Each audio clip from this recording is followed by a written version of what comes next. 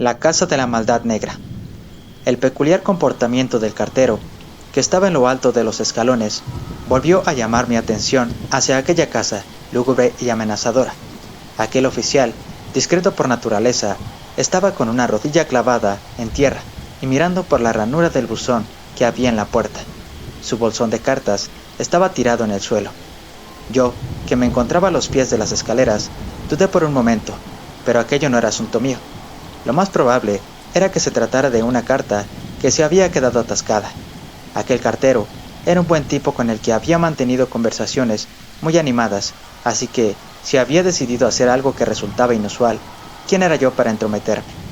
A punto estaba yo de reemprender mi camino, aunque de mala gana, porque aquella casa sombría, fea y con las contraventanas cerradas siempre me fascinaba. Cuando el cartero, ya de pie, se volvió y me vio, de inmediato extrañamente agitado, me llamó por mi nombre con insistencia, al tiempo que, como distraído sin mirarme, daba un paso atrás y hojeaba la casa a toda prisa nervioso.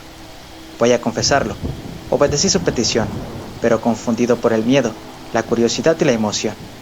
Imagina cómo me sentí entonces, cuando al llegar a su lado, en lo alto de la escalera, ni me saludó, ni se movió salvo para mirarme con miedo y señalar la ranura del buzón con mano temblorosa. Me obligué a arrodillarme, como había hecho él, y a levantar la tapa y mirar por la ranura. Allí no había nada, aparte de la más negra oscuridad. Furioso, molesto por la broma que me había gastado, me levanté dispuesto a enfrentarme a él. No obstante, al ver mi enfado, habló de inmediato. No, señor, no hay buzón. Lo que usted está viendo es el recibidor, y está oscuro, como la noche. Y las cartas desaparecen, señor. Me quedé mirándolo. En un primer momento, pensé que se había vuelto loco. Pensé que también estaba borracho, pero no. Aquel hombre estaba cuerdo y sobrio. Lo que estaba era terriblemente asustado. Sin embargo, me resultaba imposible comprenderle. De repente, sin previo aviso, me cogió el periódico que llevaba bajo el brazo, lo dobló a lo largo, me lo puso en la mano y jadeando me pidió: «Métalo, señor, métalo, y verá lo que sucede». Aquello era incomprensible. Me arrodillé de nuevo y empecé a meter el periódico por la ranura. «Más despacio», me gritó. Le hice caso. ¿Cómo describir lo que sucedió? Allí estaba la puerta y allí estaba la solapa de la ranura, bajo la brillante luz de la mañana, por brumosa que hubiera salido. Y allí estaba la ancha y oblonga ranura negra, cortada por el blanco y doblado Times. Cuando metes un periódico en un agujero, llegas a ver cómo entra. Hay una parte fuera y otra parte aún visible dentro. Puede que oscurecida, sí, pero visible. Sin embargo, a medida que iba empujando el periódico, este iba desapareciendo.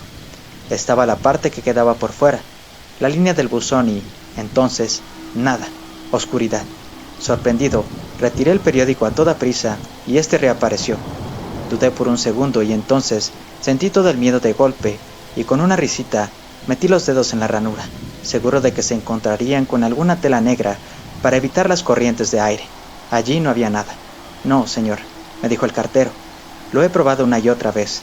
Esto lleva pasando varios días. Allí no hay nada. Las cartas sencillamente desaparecen en la oscuridad. Es muy raro, señor. Debe de ser magia ahí. ¿Dónde está la gente de la casa? Nunca está abierta. Las contraventanas siempre están cerradas, pero los policías que patrullan la zona dicen que creen que vive gente en ella, y desde luego es una dirección viva, porque he traído innumerables cartas». Mientras él hablaba, yo no había dejado de meter la mano por la ranura. No miento. A pesar de que no había nada tangible que lo explicara, mi mano, al igual que el periódico, desaparecía de golpe en cuanto cruzaba la línea de la puerta. Lo inexplicable siempre da miedo. El miedo volvió a mí y se centuplicó cuando miré al cartero. Mi casa estaba al otro lado de la plaza y resulta que había visto cómo llegaban los efectos de quienes habían dado por hecho que serían los nuevos inquilinos, y llevaba varias semanas observando la casa con curiosidad, porque antes de que llegaran estos enseres, la casa había estado completamente vacía, como se podía ver debido a que las contraventanas siempre estaban abiertas y las persianas levantadas y las habitaciones quedaban a la vista. Ahora, en cambio, todas las contraventanas estaban cerradas y en ningún momento había visto signo de vida alguno, ni humo saliendo de la chimenea, ni botellas de leche en la puerta, fuera la hora que fuera. En otra ocasión, había visto a este mismo cartero entregar cartas y, ahora, de pronto, este rompecabezas extraordinario. Siguiendo un mismo impulso y haciéndonos preguntas en silencio, el cartero y yo bajamos las escaleras. No me sorprendió que mi compañero, sin mediar palabra, se echara la bolsa al hombro y reemprendiera su ruta a toda prisa.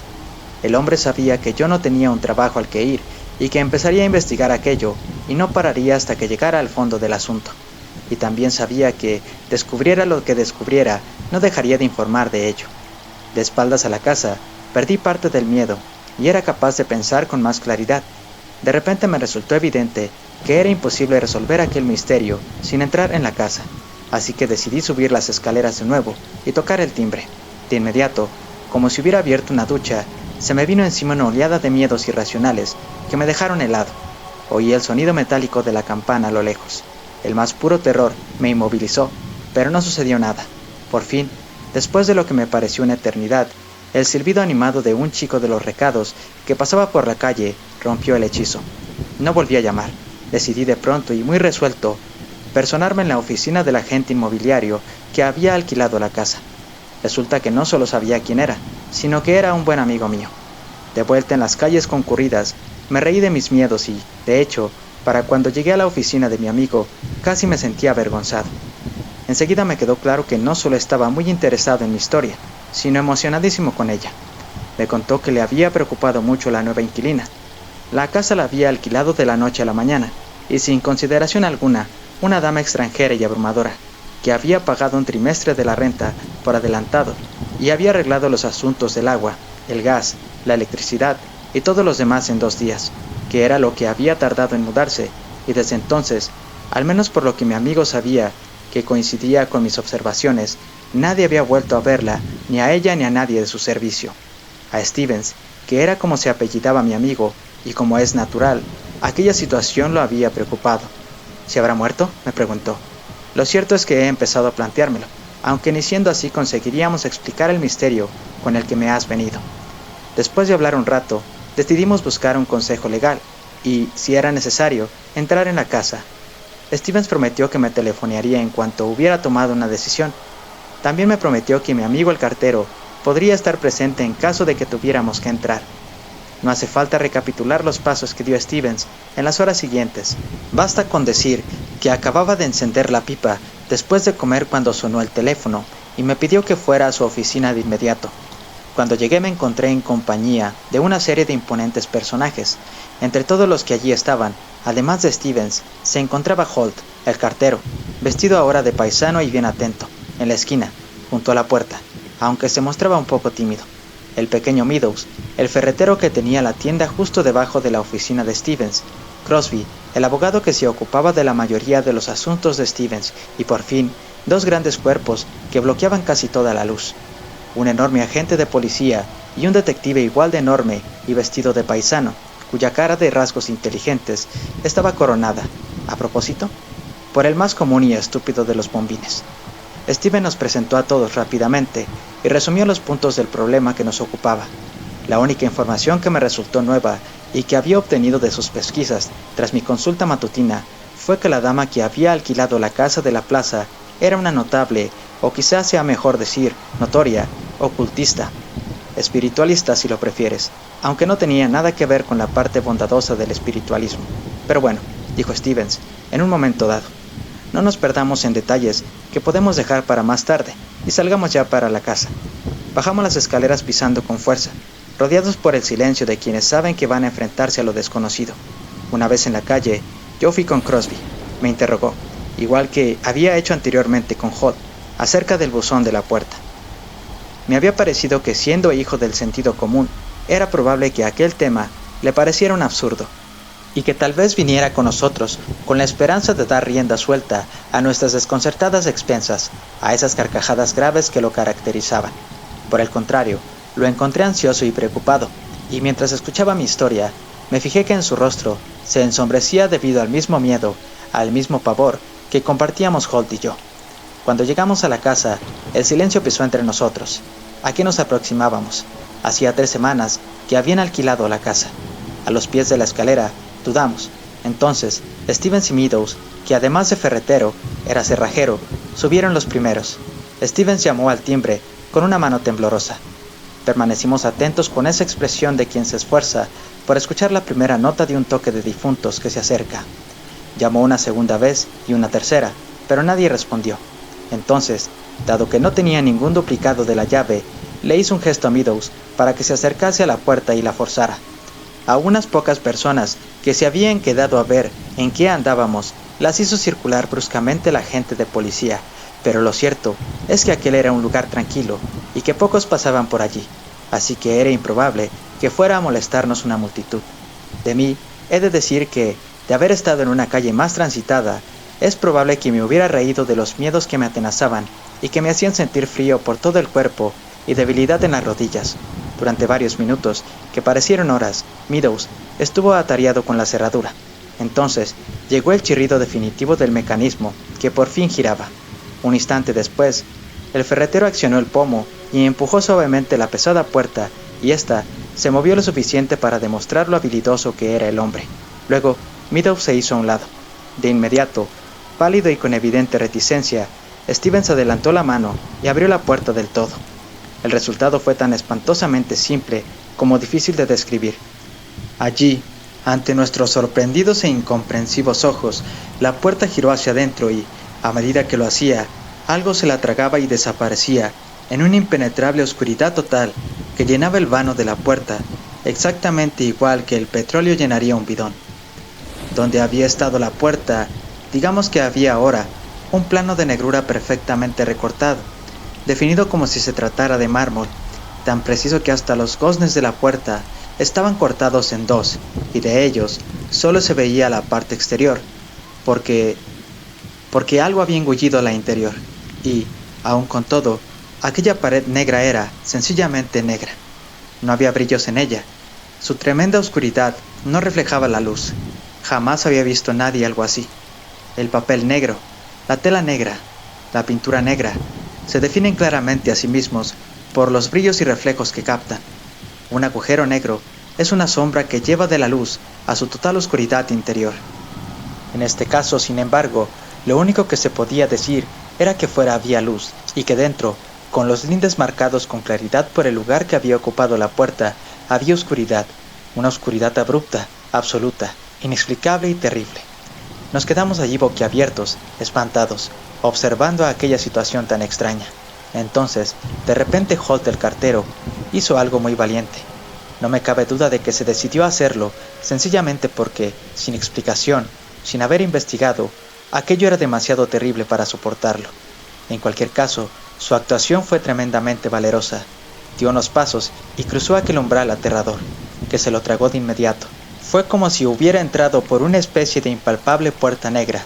Desapareció por completo, aunque todavía le oíamos.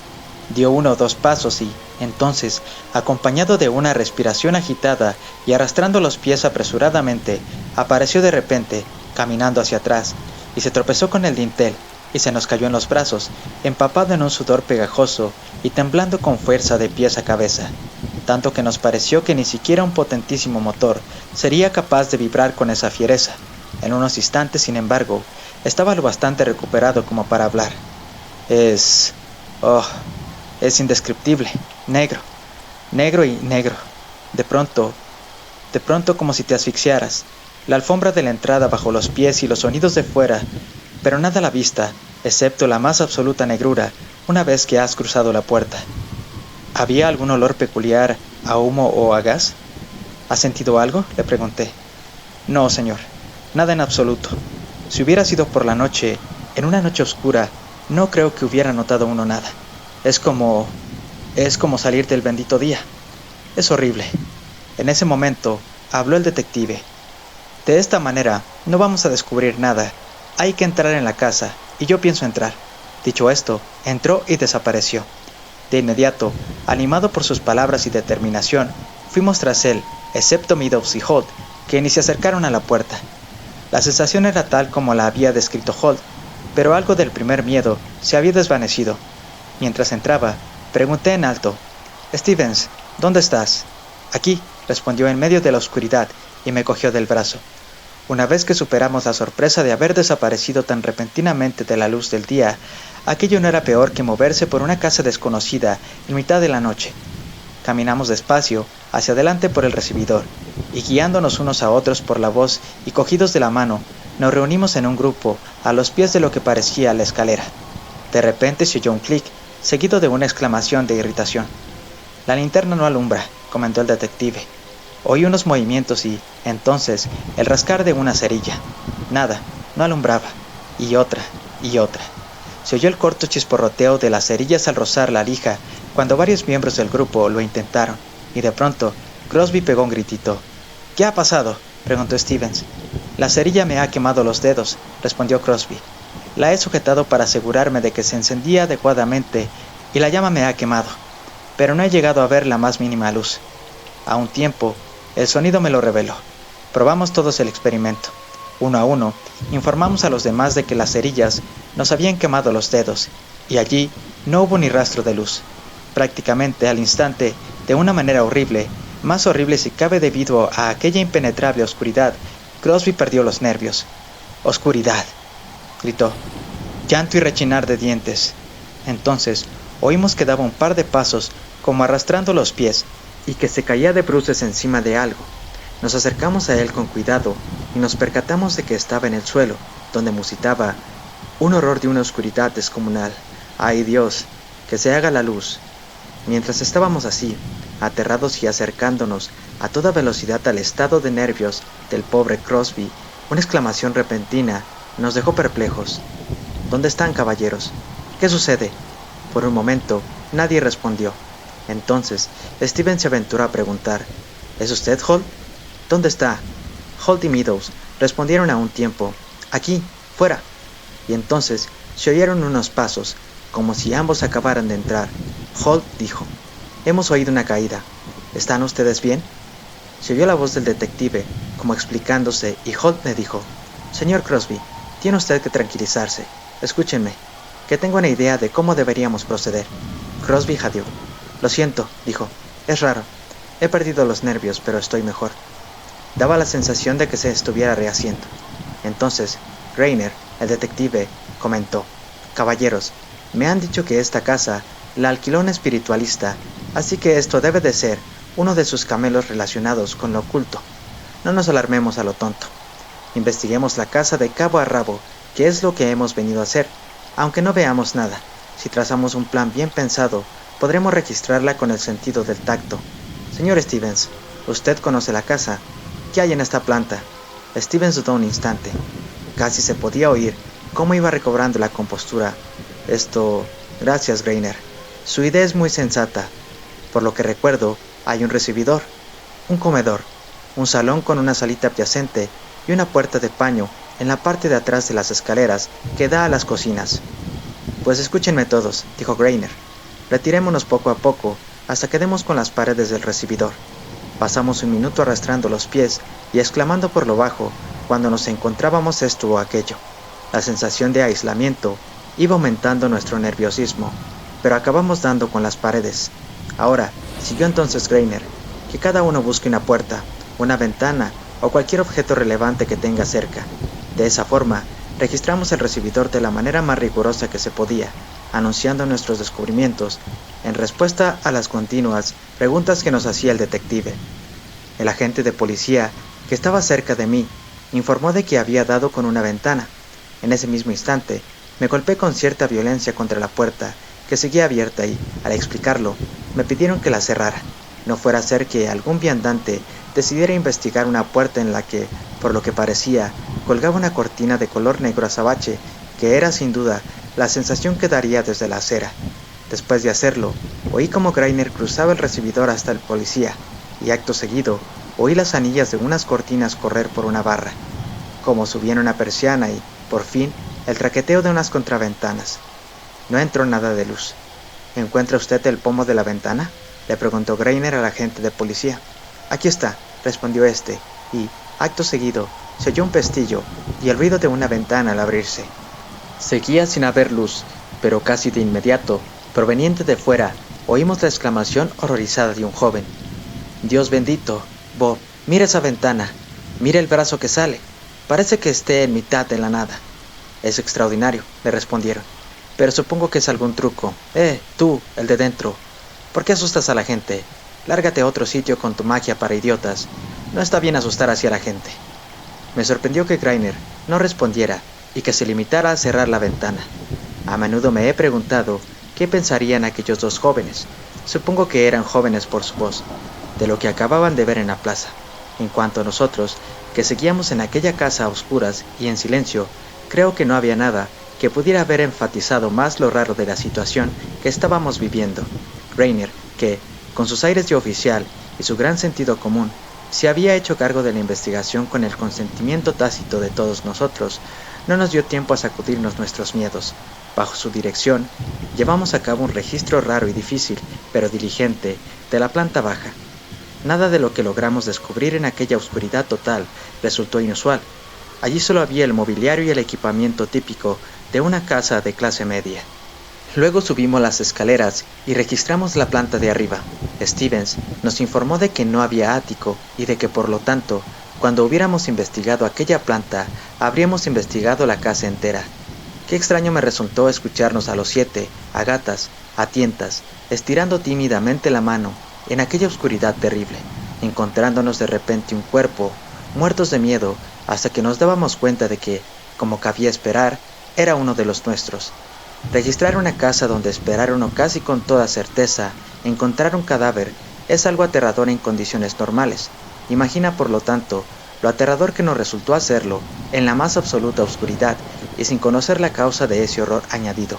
Por fortuna, el suspense fue a menos, ligeramente, porque descubrimos que, si bien todas las puertas de la planta de arriba estaban cerradas con llave, todas tenían la llave en la cerradura, todas excepto una de ellas, la puerta de la estancia que, por lo que explicó Stevens, la señora de la casa acostumbraba a utilizar de boudoir y que, muy probablemente, sería para lo que la utilizaba la actual arrendataria.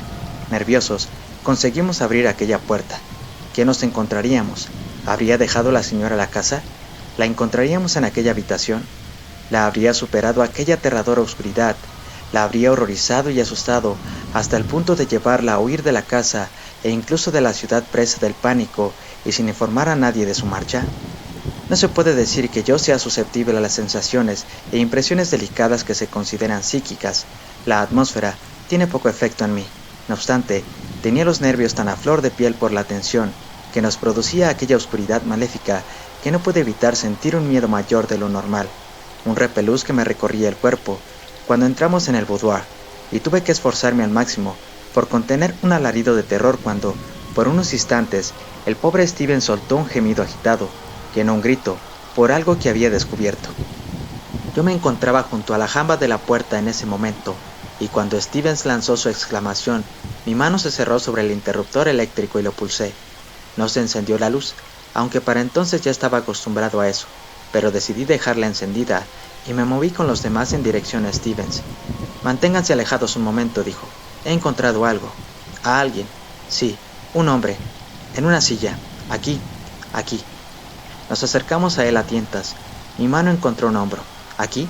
Pregunté al sentirlo inmóvil y extrañamente frío bajo la ropa, pero no, aquí, dijo Stevens, que, teniendo en cuenta de dónde provenía su voz, debía de estar como a medio metro de mí. Un instante después, me alcanzó a tientas con la mano. Me identifiqué y lo guié hasta el hombro que había tocado. Este es otro, susurró con tono pesimista.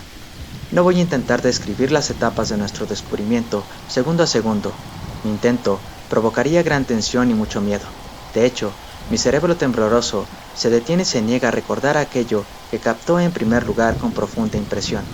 Basta con decir que allí encontramos, sentados en el gélido silencio de aquella aterradora oscuridad, más fríos que nosotros y también más silenciosos, en brazos de la espantosa muerte, 6 cuerpos, 3 hombres y 3 mujeres, sentados alrededor de una mesa redonda, como suelen hacer aquellos que quieren hablar con los muertos en una sesión espiritista. Tenían las manos extendidas sobre la mesa, con el meñique entrelazado con el del vecino. Encontramos la figura que parecía ser el médium, sentada en una silla que era más baja y cómoda que las demás, con los ojos vendados, como si cubrirse los ojos fuera a producir una incapacidad para ver mayor que la oscuridad en la que nos movíamos, y la cabeza y el tronco caídos hacia adelante, como si estuviera en el trance usual de aquel que actúa de intermediario de los espíritus. Cada uno de nosotros investigó una a una a cada una de las personas que había en aquel espeluznante círculo. Rainer, cuya voz sonaba por detrás del medium, nos asustó al exclamar de repente: ¿Quién de ustedes ha examinado ya a este tipo de la venda de los ojos? ¿Les ha parecido que esté frío como un muerto?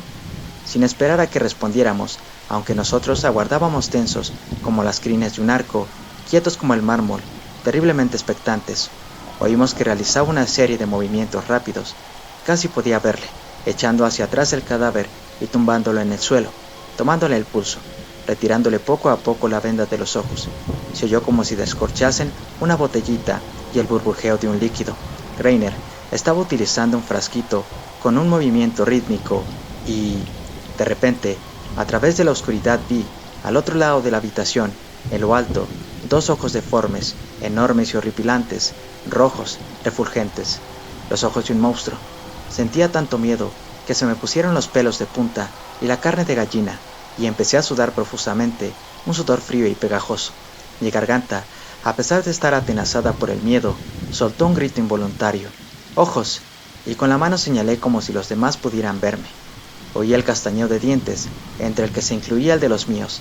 Me latía el corazón a tal velocidad y con tal ferocidad que era como si no pudiera oír otro sonido que el de la marcha de los aterradores tambores del regimiento de las esferas eternas. Otro grito, como un graznido, un cacareo, una carcajada y la voz de Crosby: Fíjense, fíjense, no son ojos, sino luces eléctricas. En cuanto lo dijo, me di cuenta de que estaba en lo cierto y de que todo estaba sucediendo al mismo tiempo. Rainer mascullaba satisfecho y la luz iba en aumento.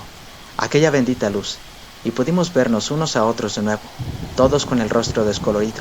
Y allí estaba Rainer, de rodillas, con una figura tumbada a su lado. Estaba vertiendo brandy en su boca con una calma maravillosa, con sumo cuidado, y de pronto a la figura se le abrieron los ojos, y entre tanto la intensidad de la luz seguía subiendo.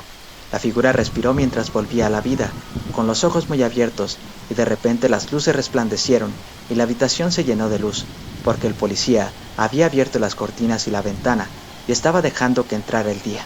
Y allí estábamos nosotros, horrorizados, y en el suelo la figura macilenta de un joven, y sentados a la mesa 5 cuerpos inmóviles, blancos y cadavéricos, con el indudable sello de la muerte. Esa noche nos reunimos los mismos, pero en casa de Crosby, y con la adición del cirujano de la policía. Nos llevaron a un enorme dormitorio donde yacía Gray, el médium. El doctor nos comunicó que estaba mucho más fuerte y que podía contarnos la historia, a la vista del interrogatorio al que iban a someterle por la mañana sobre la muerte de aquellos 2 hombres y 3 mujeres que seguían en la desalentadora casa de la plaza. Era importantísimo que conociésemos cuanto antes los cabos más relevantes de aquel extraño suceso. No voy a darte una relación pormenorizada de las preguntas y de las respuestas, ni de las sorprendentes repeticiones de la extraña investigación. De nada iba a servir para apartar la nube de horror. No en vano, todos los que estábamos allí, escuchando, coincidimos que la historia era aún más extraña que si alguien se la hubiera inventado. Así, voy a limitarme a hacerte un resumen. Al parecer, Gray llevaba unos años siendo amigo de Madame Selum, la arrendataria de la Casa de la Oscuridad, y frecuentemente la había ayudado en sus investigaciones psíquicas.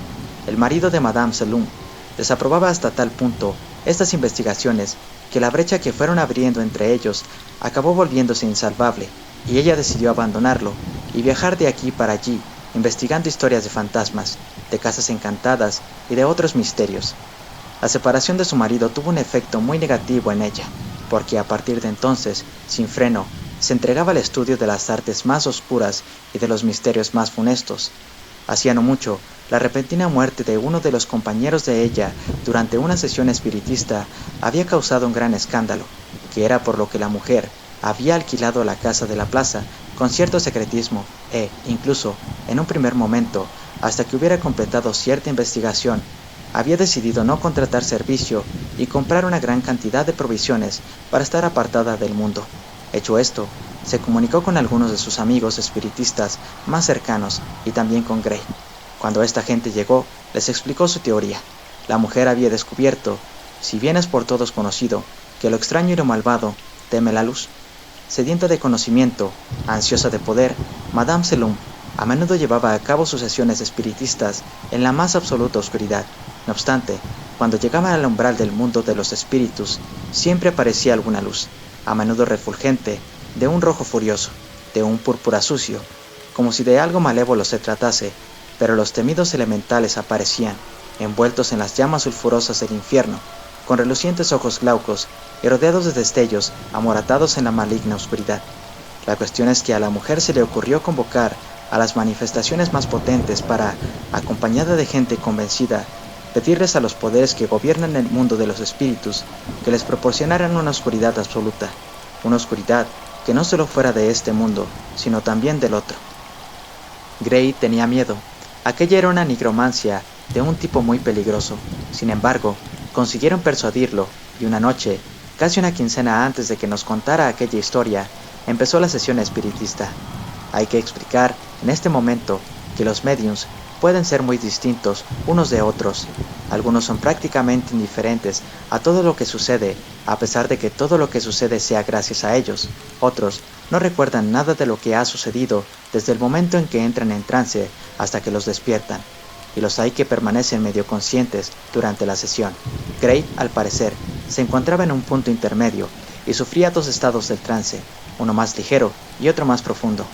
En el más ligero, si bien recordaba lo que había sucedido, carecía de voluntad propia y la comunicación con el mundo de los espíritus era completa y prácticamente sin obstáculos de su conciencia. En el trance más profundo, estaba completamente ausente, como si hubiera sufrido una muerte temporal, y cuando lo despertaban, no recordaba nada de lo que había sucedido. El grupo, como era habitual, se había reunido alrededor de una mesa redonda y Gray había entrado casi de inmediato en ese trance más ligero, el sueño espiritual. A las primeras de cambio, o eso nos contó él, el control con que Madame Selum acostumbraba a comunicarse tomó posesión de él. Aquel no era un espíritu bondadoso, sino un monstruo violento y depravado, contra el que había advertido a la mujer una y otra vez, si bien en vano. Madame Selum hizo su petición sin esperar, que se hiciera una oscuridad completa, absoluta, tanto en esta casa como en el mundo espiritual que nos rodea. El espíritu accedió a la petición, que fue recibida con una horripilante y jubilosa carcajada, tanto por el control como por la compañía malvada que lo secundaba en el mundo de los espíritus. Y, de inmediato, explicó Gray, esa extraña y tenue luz espiritual, de la que siempre soy consciente, por muy a oscuras que esté la estancia, dado que no se trata de una luz de este mundo, se apagó, y los ojos morados del grupo de espíritus malignos que me acompañaban desaparecieron. Y entonces empezaron a suceder de golpe cosas aterradoras, gritos y enfrentamientos airados, conflictos violentos. En el fragor de la batalla había voces nefarias, feroces, horripilantes, y otras voces suaves y agradables, las de sus adversarios, que luchaban por nosotros y por nuestras almas, voces sisiantes, sin aliento y jadeando por el esfuerzo que les suponía luchar con tantísima valentía por la victoria, si bien se oían confusas y amortiguadas debido a la cruel obscuridad en la que el mal siempre se siente como en casa, mientras que el bien, desposeído de su naturaleza, la luz pura, luchaba ciegas y con miedo contra unas fuerzas mucho mayores. Era como si el espacio se moviera con la batalla. De pronto, temblando, aterrorizado y pequeño, oía a mi lado 5 nuevas voces, débiles, extrañas, gritando como si fueran gatitos ahogándose. La reconocí. Eran las voces de mis compañeros. ¿Qué había sucedido? Estoy convencido de que algún poder aterrador y cautivador había sacado aquellas almas temblorosas del cuerpo al que pertenecían y las había arrojado a aquel campo de batalla estigio. ¿Quería decir eso que los poderes benéficos iban perdiendo? En cuanto a mí, me sentía solo en aquel conflicto porque, debido a mi estado de semitrance, ni estaba en este mundo, ni estaba en el de los espíritus. Si no fuera de ambos, podría parecer que estaba a salvo, sí, pero ¿qué era aquello tan horrible que les había pasado a Madame Selum y al resto de mis compañeros? Gray estaba tan asustado en ese punto de la sesión que, al parecer, logró algo inusual. Dada la potencia del terror que sentía, consiguió superar voluntariamente su trance y, al volver de repente a su cuerpo, se encontró sentado en aquella mesa mística. Allí todo estaba en silencio, en ese mundo, pues había dejado atrás el clamor del combate que lo rodeaba en el mundo de los espíritus. Estaba todo en silencio y a oscuras. Empavorecido y haciendo un esfuerzo descomunal, el medium habló a sus compañeros, pero no le respondieron. Ni una sola palabra le dijeron, ni oyó respiraciones, suspiros o movimiento. Debilitado por el trance, el pobre Gray apenas podía moverse y, sin embargo, fue capaz de sacar la suficiente fuerza de flaqueza para sentarse bien y, aún poseído por el más espantoso miedo, extender su temblorosa mano hacia la oscuridad. Uno a uno fue encontrando a sus compañeros y uno a uno fue notando con aquella mano suya el frío de 5 cadáveres.